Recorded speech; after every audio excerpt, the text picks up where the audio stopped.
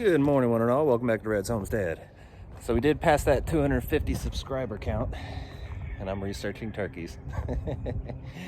Kind of just my first thoughts. I've only been researching them for a few days, but I could do a pretty simplistic shelter-ish for them.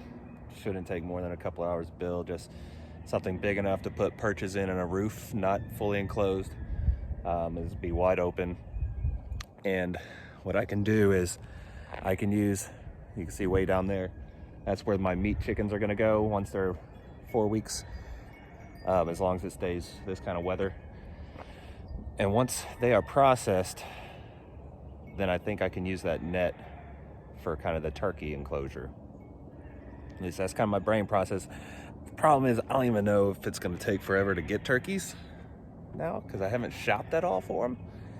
So that could be a problem, but it's in the workings. I'll tell you that. I would shop for the turkeys now and get them here, because then I could throw them in the brooder once the chickens are out there. But I'll be honest, I can't afford to get another one of those nets. Those things are not cheap.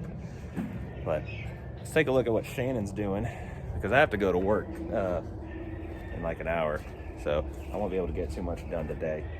So Shannon's the heavy worker today, and we're cleaning out the brooder.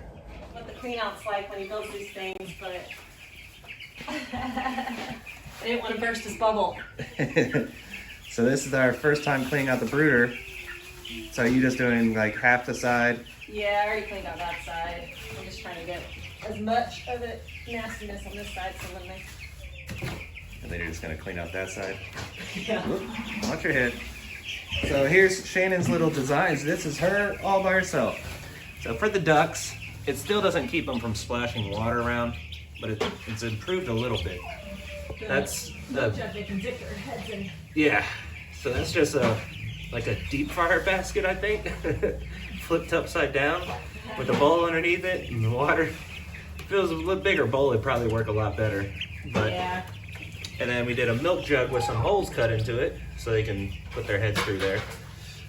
And it's helped, but it still has to get cleaned out once or twice a day. Yeah. But I think once we take them and move them into there, once those guys are gone, we'll be able to use bigger waterers, raise it up higher, bigger bowl underneath. Like, well, I don't have any in here, but anyways. And then this was also her design right there, kind of a mesh wiring to get it up on top. Works pretty well from the looks of it. Yeah. Keeps the shavings out and keeps them from pooping in there. Just got poop on my finger. Ew. You definitely need to add something to the bottom so the shavings don't fall out as much in the poop.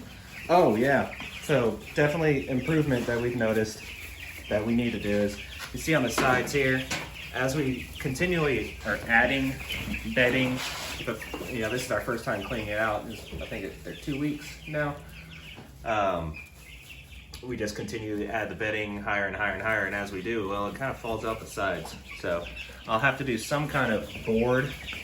I'm thinking I'll do like a cheap, like what you would have on a privacy fence, and like 6 inches thick, and just run that along the bottom edges of the sides. I think it'll help a lot more. Yeah, it's not a huge deal. Just sweep it up.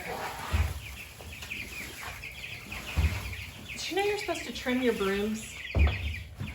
Trim your brooms? Yeah. No. Like, you don't just buy a new broom, you just trim it. I've never Give it a heard of haircut. That was random, I know.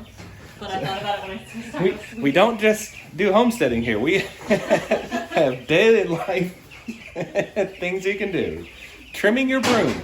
Maybe we'll That's do how it. my brain works. We'll do a video of it one day. Of how Seeing how it's all frayed at the bottom and nasty, I'm gonna try to trim it. Hey, saves you $5. This. Yep. Perfect. So what we do, we have it loaded up on the trailer.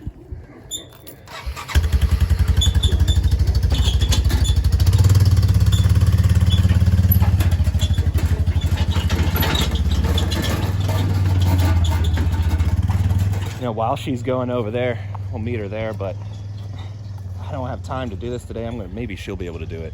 But something I realized, I planted these way too close together. They're supposed to have, I wanted them close, but not this close. This is my broccoli and cauliflower. Technically, you're supposed to have them like one every square foot. Right now I have probably, it's about 2 every square foot. So problem is I don't really have anywhere else to put them. So we got to figure that out, but we need to get that done sooner or later. But this is the area we're trying to grow a little bit of grass just to cover up what we've really beaten down. So we're just taking this stuff. Kind of honestly put grass seed everywhere. It took me like an hour to water. But we'll see. There's a lot of it's not straw. So.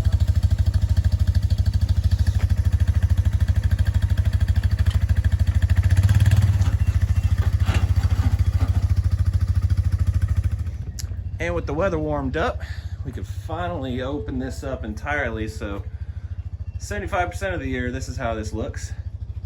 Wide open, and this is a major breezeway. We get from that side to this side, just a constant breeze. So during the summers, I don't have to worry too much about them overheating or having to put a fan in there.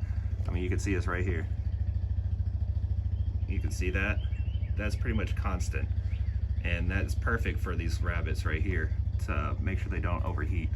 Even though when it gets really hot, you know, close to the hundreds, we'll usually freeze 2-liter bottles. We keep them in the freezer in the garage, and we put them out there, give them a little air conditioning. And this is an idea. I'd go in there, but I'm wearing slippers. But this is an idea we learned from one of the comments. They had mentioned putting hay on the top of the cages, kind of giving them something to do, lets them pull it down if they're hungry. So we're trying it out. So far, so good.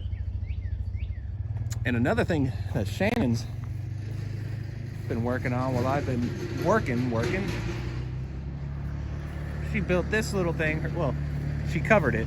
This was the bottom part of our very first rabbit hutch that we used. This is disassembled. It was a playground that we got. Going to pick up another load.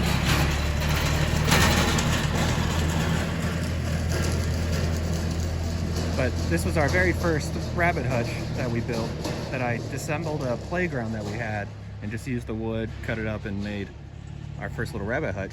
So what she did, she took the bottom half and put some covering on it, and that's our new shelter, so that I can, I guess we call retrofit the retrofit, and turn this into our first rabbit tractor that we'll have. What I plan on doing is running 2x2s lengthwise there, and I think that'll work as a first grow out rabbit tractor when we start breeding them. I also just got off the phone with the soil delivery people. Tomorrow afternoon, confirmed 18 tons of screened topsoil garden soil mix.